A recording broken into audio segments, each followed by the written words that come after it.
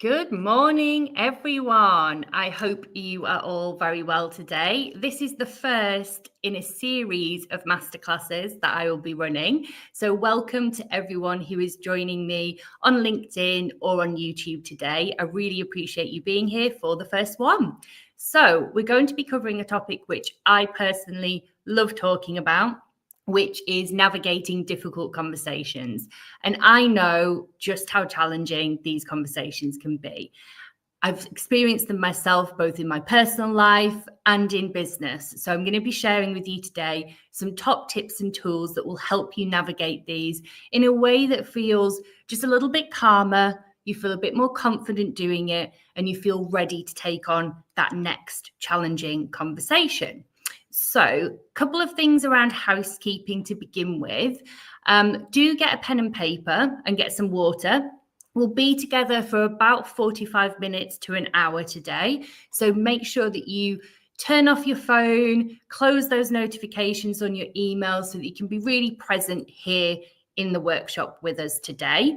Now, my style of delivery is typically very interactive and getting you doing lots of things. So because we're in a different format today with this being streamed, I'd love it if you could drop any comments that you want to onto LinkedIn, onto YouTube, and I will get to those questions. So if you see me looking up, it's because I'll be looking and checking in on those comments. So thank you. Welcome, Yvette. Great to be seeing you here today. So any thoughts, questions, I'll try and get to them as we go through the session today.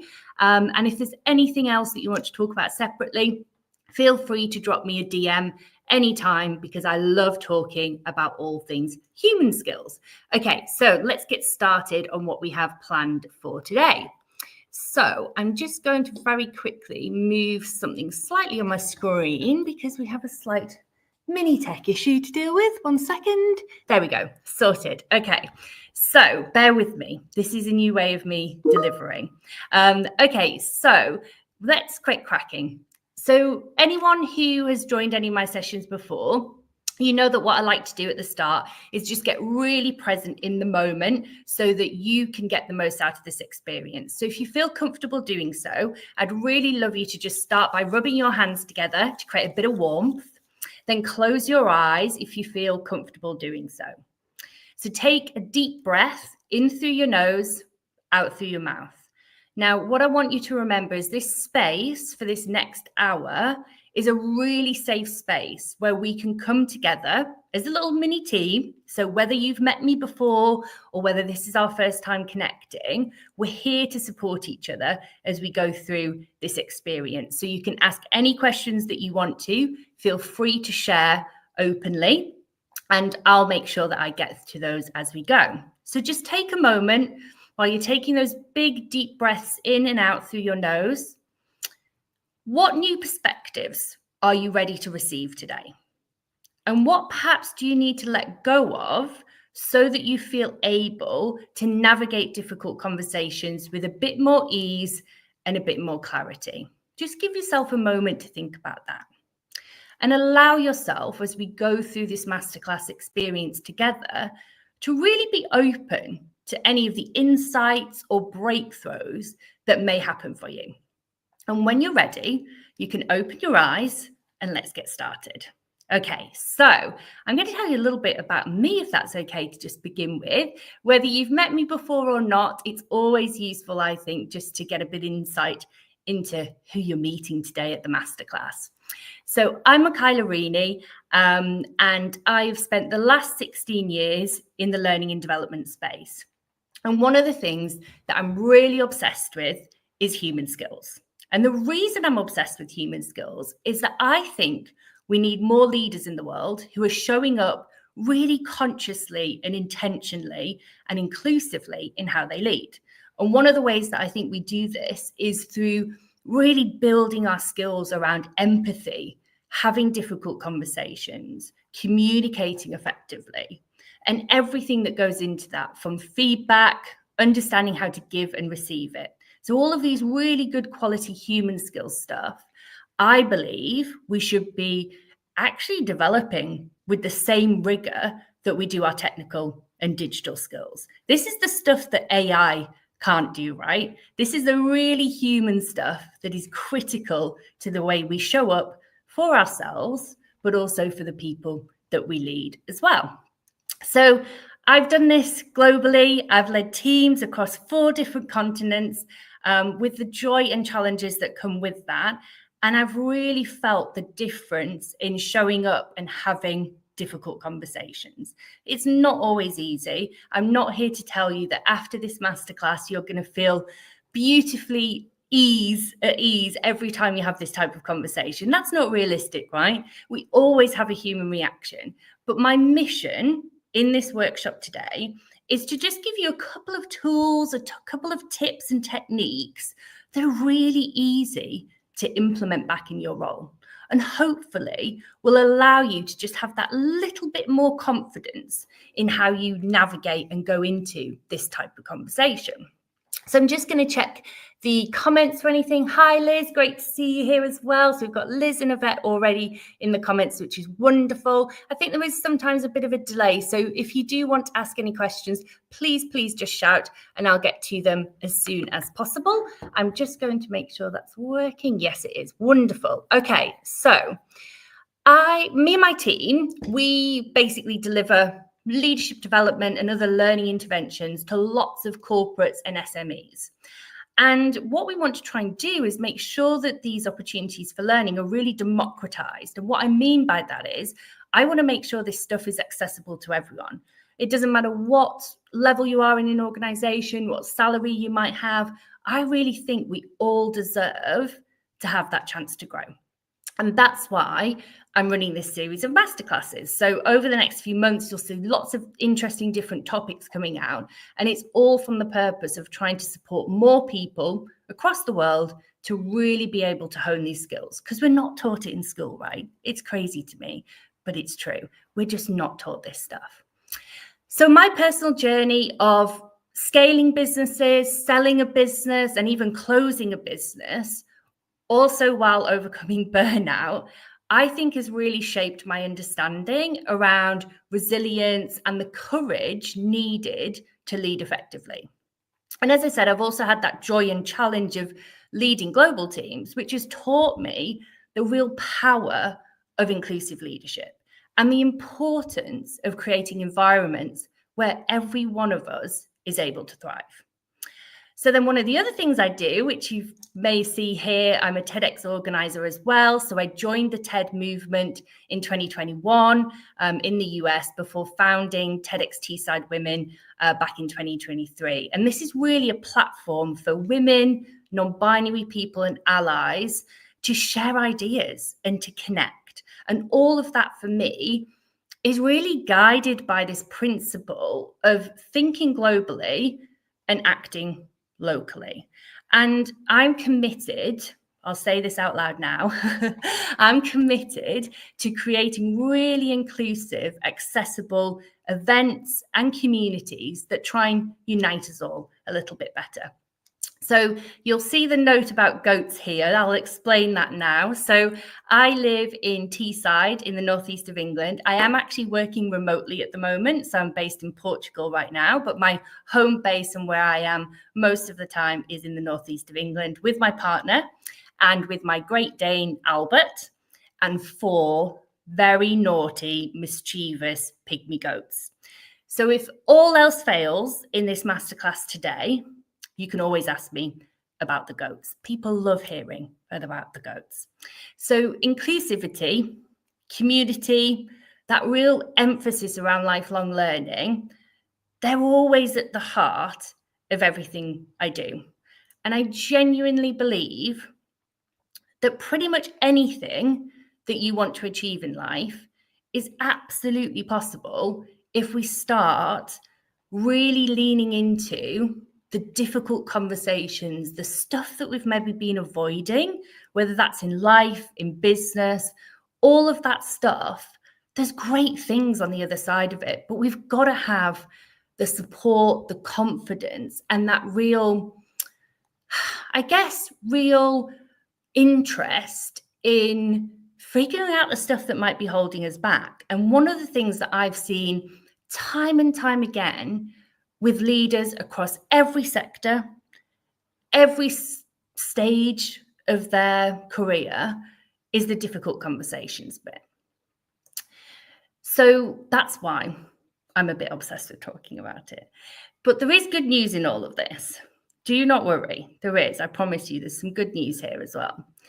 So you're not alone, firstly, in any of this. In fact, I think the stats say, and I've got some stuff to show you here, which will just reinforce this message, hopefully, that actually 80% of people right now in organizations are avoiding at least one conversation.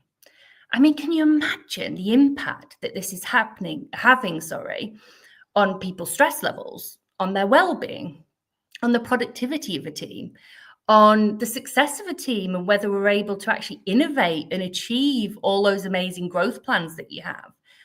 All of this stuff is being held back because we don't have the skills and we don't have the demonstration, maybe sometimes from other leaders in the organization, on how to handle these difficult conversations easily and in a straightforward way so that we all can really thrive and feel good in the workplace. I mean, we don't want to just be showing up and taking a salary, do we? We want to be there and be able to have an impact. And I think by challenging some of the ideas around difficult conversations, we can really help make that happen. So what we're going to do today is talk about some of the tools and tips. I'm going to share a couple of stories as I go, because that's my kind of natural style of storytelling, sharing experiences. But the aim will be to work you through a couple of different models that I think will help you just start to challenge some of your thinking around this. So just want to check the comments. Anyone, any questions, let me know. Kelly, Sarah, wonderful to have you here with us today as well. So thank you, everyone. And we're going to dive straight in to some content. Okay, so the great thing about all of this stuff is that actually difficult conversations, because so many people find it challenging, there's actually some great stories out there about what people are able to do, what doesn't feel so good to them. And, you know, I think a lot of this, if we're really honest, is actually often deeply linked to things like people pleasing, and keeping the peace, right? Trying to keep things stable. You don't want to rock the boat in your team or in your organization. And honestly, I don't know about you, but I found that stuff really, really exhausting over the years. And I don't want that for you. So what I'd love you to do, if you are able to jump in the comments, and if you want to contribute, I'd love you to just look at a couple of these questions that I've got here, just to give me an idea of some of the questions you've maybe had around difficult conversations, any of the scenarios that you might have come across. So have you ever avoided one of these types of conversations? So whether that's with your boss because you've been, you know, taking on all of that additional responsibility, maybe there was a promised pay rise 6 months ago and it hasn't happened yet. Or maybe it's number two, where you've got a team member who gets very, very defensive when you need to give them feedback. And so sometimes you actually avoid doing that because it's much easier to avoid it than sometimes tackling this stuff. Or maybe it's number three. Maybe there's a money conversation that you're needing to have with your family, but you've maybe put it off or you're dreading doing it. Or number four, there might be a client that you should be saying no to and setting a few boundaries with, but maybe you haven't felt able to do that because you worry about maybe the relationship or the contract not working out if you do push back. So just pop in the comments 1, 2, or 3, or 4 if you've ever experienced this type of situation before, where you've maybe avoided one of these conversations, because I'd love to know just a little bit about how you might be navigating through these types of things. So I'll just give you a second to do that.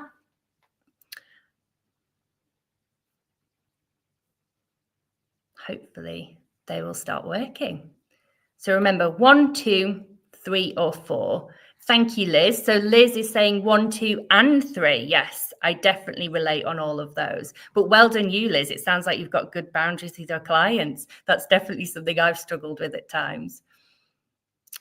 Okay, so thank you for sharing, those that have felt able to. We've got a few more coming in. So Jessica too, yeah, that's always a tricky one, giving that feedback. And Stephen Evans, yeah, the feedback bit. Interestingly, I am going to do a whole masterclass just on the topic of feedback. So I won't cover it all in detail today because there's so much of this stuff that genuinely we could spend a whole day or several days together on this difficult conversations bit. So what I'm going to do is pull out the feedback part, and we're going to cover that. I think it's in March, if I remember rightly, but I will drop the updates to you all on which masterclasses are coming up. So thank you, Sam. Thank you, Alison. Yeah, 2 is always a tricky one, and 1 as well. I like that from a vet. Thank you. It's not me that she has troubles with that. So that's a vet who is heads up and supports all of our marketing. So thank you, vet. That's wonderful. Okay, so let's get into a couple of stories then. So I'm going to share a couple of my personal experiences of navigating different conversations and some of the ones that I've worked with our clients on as well.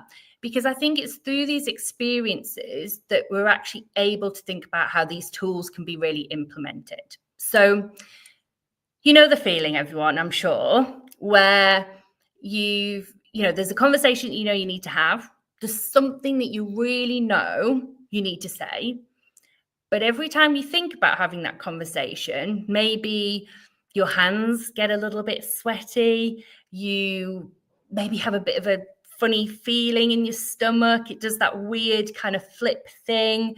And it just feels a little bit uncomfortable. Well, I literally teach and coach people around these topics, and so do my team. And yet, I'll be really honest with you, right now, there is a conversation in my personal life that I know I am avoiding. And I keep telling myself that I'll do it when the time is right, or I'll do it when that person seems a bit less stressed. Or it might even be that I'm telling myself I just need to get the words right first, and then I'll have the conversation. But here's the truth, right? Telling yourself that those things are going to change, there's always going to be something, right? There's always going to be a reason. There's always going to be, if we're really honest, a bit of an excuse or a reason to wait. And that, for me, honestly, has really held me back at different points in my life and my career, because I didn't just pull up my big girl pants and have the conversation. It might be a Friday afternoon and I need to give feedback to a team member, but I know they get really defensive. And so I'm absolutely exhausted after a whole week of work and delivery and projects.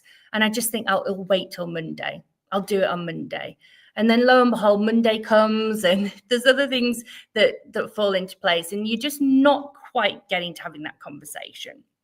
And you know what I've learned from all of these experiences and from helping others, is that the stuff that we really want in life, the things that we desire, those maybe big goals that we want to achieve, or just the really good things like time and space to breathe, all of that good stuff is typically, I believe, on the other side of the things that we're avoiding in life.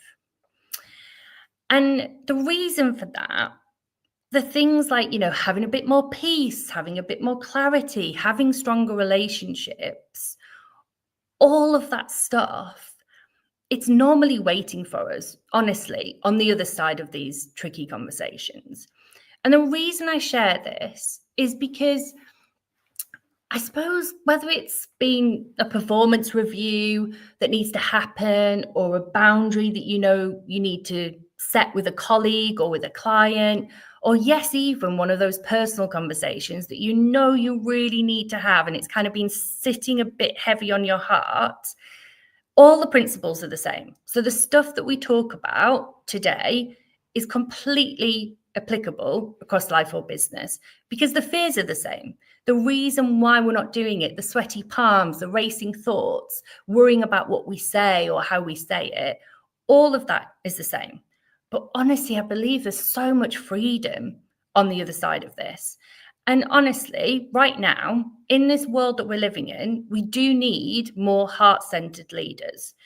And so it's our job not to be perfect, not to get it right every single time, but just to be really, really honest in the conversations that we go into, honest about the things that are working, the things that aren't, and most importantly, really honest with ourselves about the stuff that we might be avoiding. So today, when I'm sharing these tools with you, I'm honestly not saying this from a place of, I do this perfectly every single time. That is not true. We are all human, absolutely. I'm honestly speaking about it as someone who's literally in the trenches with you right now, who knows exactly how it feels and how and how difficult these conversations can be. But I really, really do believe they're worth it if we get them right. Okay, because honestly, I've seen it time and time again. So, a manager who maybe finally has that open and honest conversation with their top performer in their team about some behaviors that might have been affecting the rest of the team. And literally within weeks, the whole dynamic in that team has shifted. The tension that everyone will be feeling in that team because of the tiptoeing around the issue just disappears. Or it might be the leader that we were engaging with in an organization a few weeks ago, who finally had a really brave conversation with their boss about burnout and how they were feeling. And the fear they had around that conversation was that it was going to be career suicide. They would be taken off all the projects that they loved, the things that have been putting their heart and soul into. It would really damage, they thought, the relationships they had with their boss and their team. But guess what happened? They managed to navigate that conversation, and now they're able to do their best work because their role has been reshaped, rejigged a little bit. Some of the priorities have been shifted so that they haven't got the same deadlines that they originally had, and they're able to do their best work because they're not exhausted day in, day out. And that's the magic of handling these difficult conversations, because it's rarely about the thing that you're discussing. They're much more about the trust that you then build and the respect that's created with you and the other person and the rest of the team. And honestly, I've seen relationships completely and utterly transform. But most importantly, I think the great thing is that your energy is freed up, because actually the stress, the worry, the concern around having these difficult conversations, the conversations that you haven't even had yet, if you've ever done that where you're overthinking what to say, all of that takes up so much energy, so much pressure, so much extra stress on you. Imagine having all that energy back to actually do the stuff that you love doing and to have an impact on the stuff that you really want to do. And so in my own life, the conversations that I've honestly been most terrified about have ended up being the moments that literally changed everything. So I'm going to share one of those moments with you and walk you through a tool that I would love to see some of you implement, and maybe you could kind of share with me a little bit about what that looks like for you when you do try it. Give me that feedback. I'd love to hear whether you implement this stuff, whether you see it working really well in your team, just to get a sense of what that might look like for you. Okay. So this is a tough one to remember, but I'm going to tell a story around it, hopefully to give a bit of context, because I know this is something that I personally have really struggled with. But this tool works, okay? So there's 5 steps to it. I'm going to walk you through the 5 steps, and then I'm going to just tell you a story around it so that you can really get a sense of how you implement this stuff really, really well. Okay, so this story starts in a toilet. I bet you didn't think I was going to say that, right? I'm just going to have some water. 1 second. Okay, so picture this. This is a good few years ago now, but I was in the toilet cubicle in our offices, and I was literally hiding. because I was putting off having a conversation with someone in my team. They were actually a senior member of our team. They were based out in India, and they were consistently missing deadlines. So at this point, I'm their new leader that has taken over from someone else. I'm younger than them, and they've made it crystal clear to me that they're not thrilled at all that I'm a woman and that they're being led by a woman, especially one that is younger than them. And the project that we were launching was starting to get at risk because the team were really struggling. And here I am, not helping. I'm just in the toilet cubicle, checking emails, hoping that this situation somehow is just going to disappear. I don't really know what I was thinking, but maybe thinking that it was like hopefully find its own way of sorting itself out. And if you've ever found yourself avoiding a difficult conversation or feeling worried about how the other person might react or overthinking what you might say, I honestly get it. But here's what I learned to do instead. So first of all, I had to accept that not everyone is going to like me. And honestly, as someone who is I like to say recovering people pleaser, this one was a really, really difficult one for me to deal with, right? So that day in the toilet cubicle, I realized that I was letting someone else's prejudice about my age, about my gender, control how I was acting and how I was showing up. And I was choosing that person's comfort over my responsibility to the rest of the team. And sure, they might not like having me as a younger female boss, but that was a them issue, not mine. My job was not to be liked by everyone, sadly. Gosh, I wish that would be possible. It was to show up as me, authentically, exactly as I am, for myself and for the other people, and to lead them and have an impact. That was my job. And I was so distracted by being worried about this other person liking me that I wasn't focused on what I was there to do.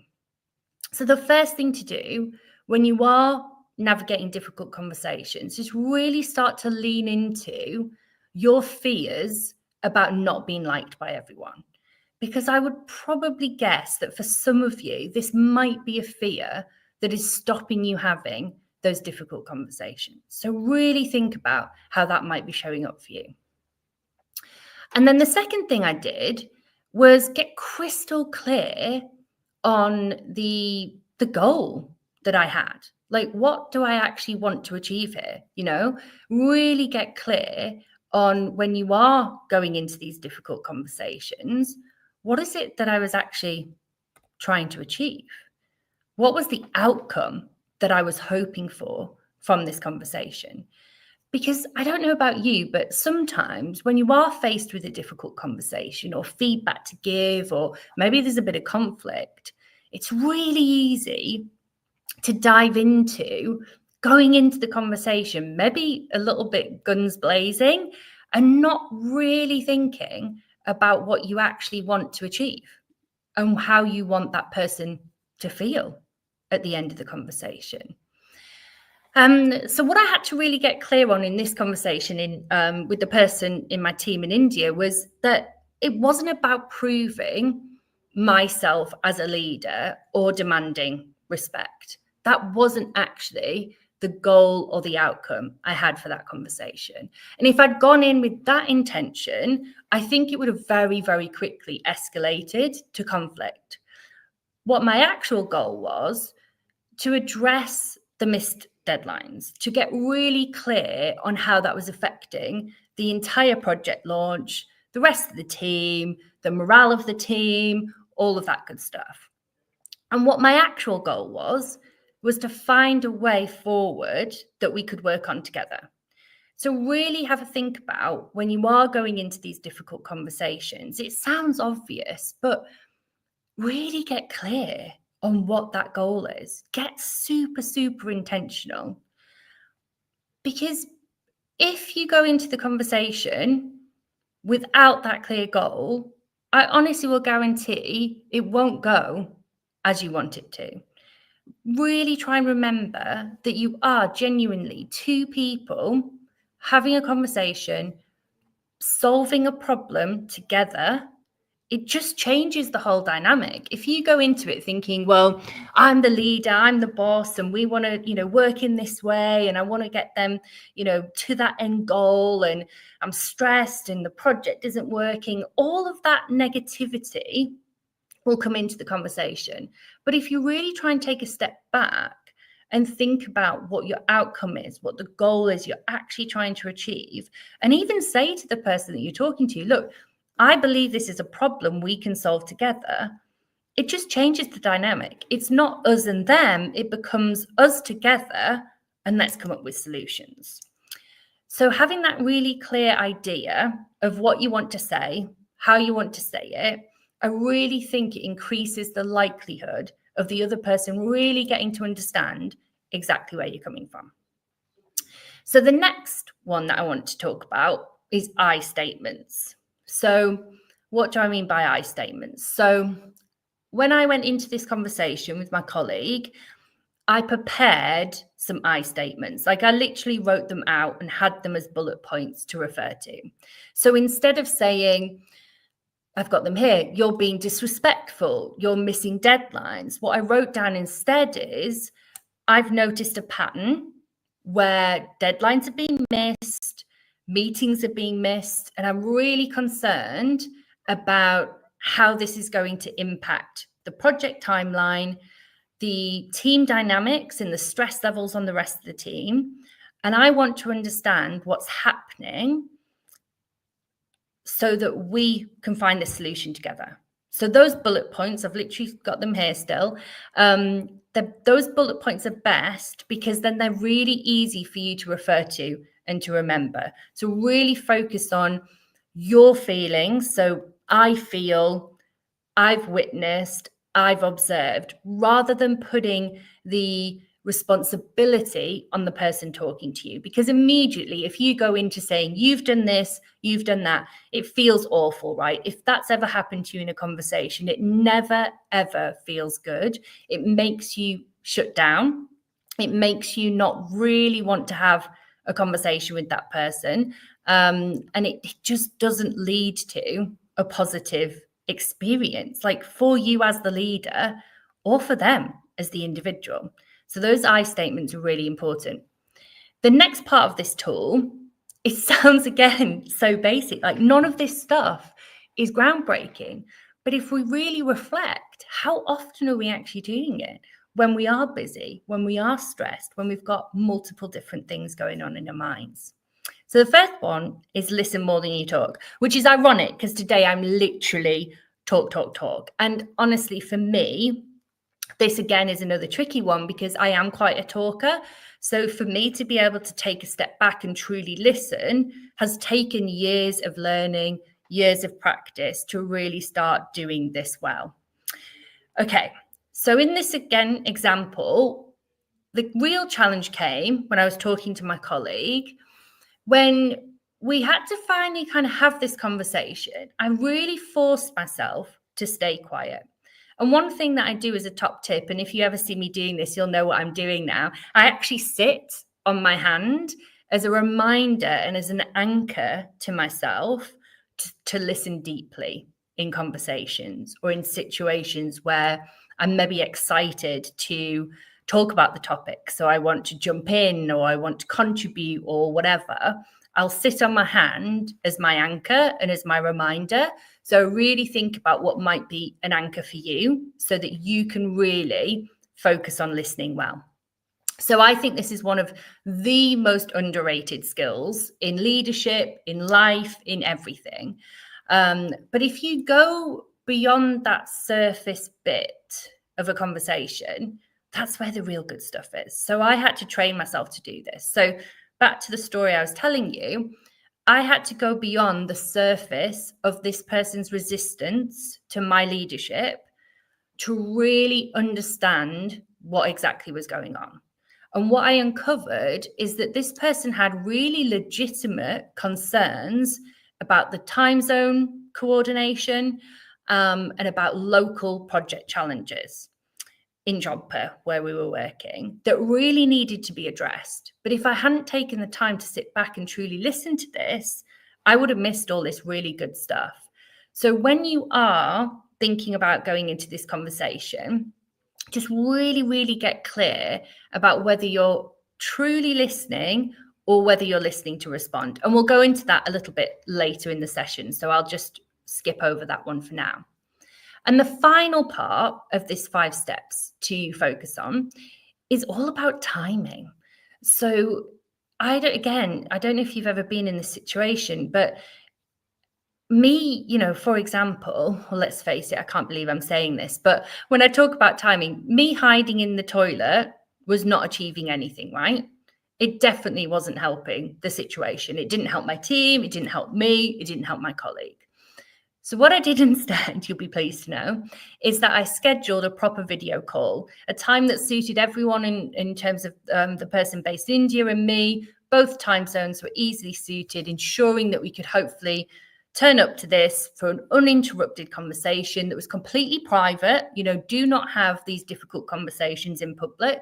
This is a private conversation between you and the other person, or if there's more than one person, and avoid moments that are high stress. So if someone is distracted, if they have something going on where it's just impossible to get their attention, I really wouldn't recommend starting the conversation then, because you're really likely to find that the other person's maybe not in the right headspace, or they're just not going to be leaning into that conversation in the positive way that you want them to. And actually, you're probably setting yourself up to fail. So really have a think about what's the best time. The only caveat I'd say here is, and this isn't an excuse because I have done it myself, but sometimes you can tell yourself, oh, it's not the right time. That's why I'm not having the conversation. They seem a bit stressed. It's not the right time. And the fact is, at some point, you are going to have this conversation, and getting it done is better than avoiding it. So just be mindful at that point whether those reasons that you're giving yourself of not having the conversation are genuine, or whether perhaps that might be a little bit of an excuse, perhaps tipping in. You never know, right? And you know what's really wild about this conversation? So the story that I've told you about my colleague in India, the really crazy thing is I was genuinely terrified about having this conversation, because it was, a role where I literally had my dream role. I was traveling the world, leading incredible teams of people, delivering projects that are having a great impact. And I was really scared of what the outcome could be, because would this maybe mean that I wasn't a good leader? All of these self-doubt thoughts going through my head. But the really cool thing about that conversation is it became a real turning point for the project, for me and that person's relationship. And no, in all honesty, we never became best friends, and certainly not overnight. But I did feel something shift in the way that we worked, and I could definitely sense that in the way that the rest of the team interacted with both of us as well. And interestingly, the next time that I flew into Jodhpur, this person was waiting for me at arrivals with a bouquet of flowers to actually apologize to me for the way that they had treated me at different points in time. And they really expressed how much they appreciated the fact that although it was really uncomfortable for both of us, they really appreciated the fact that we did actually have that conversation. And I think what that moment taught me was something quite crucial. Leadership, it's not about being liked, unfortunately. If it was, it would be so much easier to try and make happen. But you can't, as a leader, be liked all the time by every single person. Even as a human being, it's just not possible, right? You won't have all the answers. You won't be able to do that. I think leadership and having difficult conversations is much more about showing up for yourself, showing up for your team, even when, and especially when actually things feel uncomfortable. That's where you really can show up as a leader for yourself and other people. So I think it's about having the courage to say, I hear you. And even though I don't have all the answers, let's figure this out together. And whether that's in a leadership context with a team, whether that's in your personal life with a partner or a family member, actually saying to someone, I hear you. And even though I don't have all the answers right now, let's figure this out together. It's a totally different shift in dynamic. It takes away all of those barriers, all of those things that feel awkward and uncomfortable, natural human reactions. You see that literally start to disappear, because then you're moving from conflict to really thinking about how you can do something and move forward positively. I think there's a comment from Liz, which is fab. So, Liz, these tools are so good, creating space for productive dialogue and active listening, as well as hearing new information. Yes, Liz. I mean, how many times have we all felt maybe at different points in work context or in personal life, not feeling heard? Like, I think helping someone to feel seen, heard, and supported is literally one of the most powerful things we can do for another human being. Like, really feeling heard by someone is just incredible, right? And it doesn't have to be that complicated. But I'm going to share with you something next, actually, on listening. So, Liz, you perfectly teed me up for that. So thank you. I appreciate it. I literally have you all on different screens. So I am looking all over the place to make sure that I'm trying to get eye contact as best I can. So I hope this has been useful so far. So I am going to move on to something else, which is all about listening, which hopefully will be a really nice segue into the final bit of the session today. So let's just see if I can get this to work. I'm having a slight, what is going on with my tech today? Sorry, guys. Here we go. Is this going to work? It just will not let me move screens. How strange. Okay. There we go. Very odd. Okay, so listening, I believe, is literally the most important skill that we can learn. And did you know what's funny? If you went ahead now and Googled, and any of you, I'm sure, who've got a laptop in front of you can do this, or your phone. If you Google most important skills for the future, you'll find about 1 million different articles. But there's this interesting pattern that I've found. So empathy, emotional intelligence, collaboration, people management skills, effective communication, they all show up everywhere across these different articles. And do you want to know why? Anyone? Because these are the things that AI can't do. These are the deeply human stuff that can't be automated. It's at the heart, and all the things that I talk about today are at the heart of these skills. But there's one thing that stands out, for me anyway, across all of these human skills, is that ability to listen. And when I mean listen, I mean really listening, not that kind of nodding along, thinking about what you want to say next while the other person's talking. Like, all of that is not really listening. Like, let's be honest with ourselves.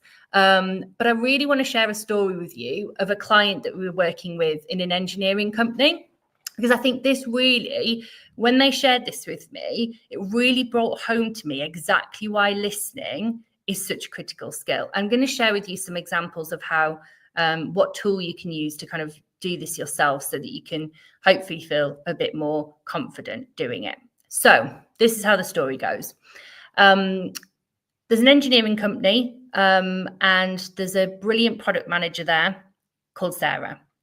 Now, Sarah is I believe, like genuinely exceptional at her job. She is someone who goes above and beyond. She is absolutely committed to the success of this product launch that they're working on. And it's a new product, it's in this engineering space. And one day, one of Sarah's team called Alex, they approached Sarah because they had this really cool idea that they thought would really help launch the product successfully. So it was more in the kind of marketing space, but it had a technical angle. So they really felt that this would work well for the new market they were moving into. Now, Sarah that day, well, she had one of those days, and I think we've probably all had them, where she'd booked in back-to-back meetings. She hadn't really given herself any space between these different meetings. Because of this, she hadn't had lunch, so she was a bit hangry, which is never good for anyone. Her brain literally was completely fried because she had so many different pressing priorities. And what happened was Alex made this suggestion, and Sarah kind of brushed them off a little bit, didn't really register at all. I mean, literally barely registered this idea. And that, at the time, felt like quite a small moment for Sarah. But here's what's happened next. So Alex then stopped contributing in meetings, stopped sharing their ideas, all those kind of valuable little insights that they had, completely gone. Just because Sarah was so preoccupied that she wasn't able to truly listen to her team. And the reason that I'm sharing that is, if we're really honest about our careers, our businesses, our teams, whatever scenario is right for you in the stage that you're at in your career, how many Alexes do we have in our team right now? How many people who have had brilliant ideas are we missing because they have literally... Sorry, I'm just having another technical problem here. It seems my camera's gone off. Very strange. I don't know how to fix that. So fingers crossed you can all still hear me. It's really strange. Okay, I'm going to carry on. If someone can tell me in the comments that you can still hear me, if you can't see me, that would be awesome. Or maybe it's just a little StreamYard glitch. Anyway, so my point was, how many people in our teams are not making suggestions, not coming up with ideas because they had a moment in time where they weren't really listened to, and so they stopped doing it, right? They decided that actually that didn't work out for them. When they stepped forward, it didn't work. You know, they didn't get the outcome they were looking for. They didn't feel listened to, and therefore they've just decided to be quiet. I mean, how many brilliant ideas? Thank you all for in the comments. I'm really glad you can still hear me. I do not know why the camera's gone off, but huge apologies. The fun of online live streaming, yay. You can definitely tell I'm not used to doing this, so apologies everyone. I will get better for next month. But yeah, how many brilliant ideas might we be missing because we're too busy thinking about our next meeting, how we're responding to what that person's telling us, or whatever is going on in our minds at that point in time? But here's what I've learned. Even if you think you have a better idea, even if you're sure you know where the conversation is going, the most courageous thing that you can ever do for another human being is to truly listen to them. And I want to just ask you all a quick question. Like, when was the last time you listened to someone who you completely disagreed with? And you listened to them not to respond, not to prove them wrong, not to get your words in there first, but really just to truly understand them as a human being. Like, when did we actually last do that? Because with everything going on in the world right now, I think it's really easy for us to discount other people's perspectives because we know what we think, and therefore we're thinking all the time about what we want to say next or how we want to show up in that conversation, or we're literally plotting out how we're going to respond to that person during them speaking, which just doesn't feel good to the other person. So what I'd like you to think about next is just this little tool for those situations. So when you do feel like there is a conversation that you should be having, or there's a situation where that you perhaps historically haven't listened fully to that person, there's a really simple tool and it's really easy to remember. And this is the final thing we're going to close out with. Okay, so hopefully you can still see my slides. It's a really simple tool. It's called WAIT, which is easy to remember. So when you're listening, you're in a conversation with someone, give yourself that pause, think of the word wait, and this is what I want you to ask yourself. Why am I talking? Because while most people are absolutely brilliant at having conversations and talking endlessly, which I'm literally doing now to you all, very few people are good at listening.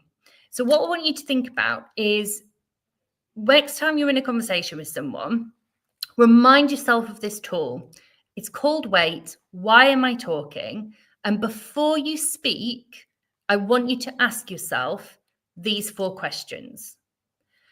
Does this need to be said by does this need to be said?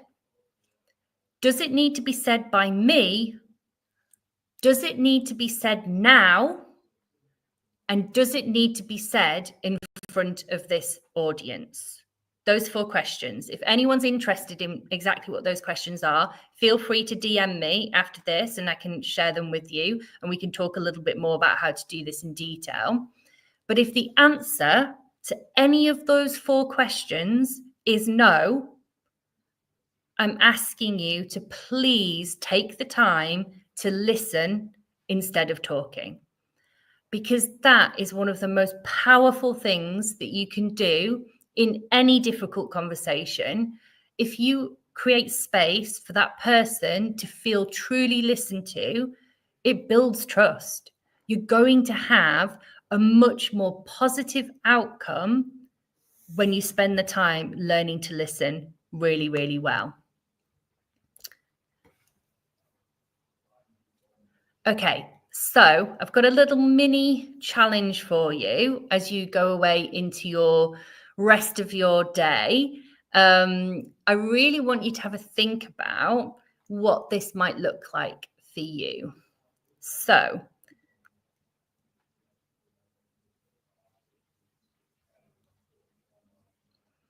what this mini challenge is, I'd love you to just sit in a quiet space on your own, maybe after this session or maybe later today, and just reflect on any conversations, or maybe there's a little niggle that you have about a conversation that you should be having. I really want you to just sit with that and think about the 5 steps that I shared with you at the start of this session and really work through how you might approach this conversation differently to how you have done before. Like, give it your undivided attention. Really think about the preparation, the process that you're going to take so that the next conversation that you have that is perhaps a more tricky conversation, the stuff that you're not necessarily comfortable having, it all just becomes that little bit easier. And that's how we're going to close out today. So I will be sharing more information on this. So there's a guide that you can follow up on. If I can get the slides to move, what is going on? Guys, I'm so sorry. These technical situations have not been good for me today. Okay, so I will share it after because I don't know why this is not now moving at all, which is a shame. But basically, there's a free guide for you that is all about navigating difficult conversations with ease. It will give you some really nice step-by-step, and it will outline the different tools that I've shared with you today. So I will share that in the link after this call has ended. And honestly, this is just my little friendly reminder to you that I honestly believe you'll never look back in life and say, I wish I hadn't had that conversation. I honestly don't believe that. Every single time, even if it feels uncomfortable, there will be a positive pathway through it. So for yourself, for others, for the health of your career, your relationships, and the people you love, I'm really asking you to do the hard thing, have the difficult conversation, and I promise you, it's never as bad as you think it's going to be. And if you ever need a bit of support, some top tips, please feel free to drop me a message. I love talking about this stuff, and I'm very, very happy to guide you through any of it. I'll link the guide after this, and thank you so much for joining me. Apologies again for the tech issues. Mercury must be in retrograde or something else, but I hope you've got some good stuff out of it, and I will follow up with the tools that I mentioned. So have a wonderful day, and I'm excited to hear about how you step forward into those tricky conversations in future. Have a good one.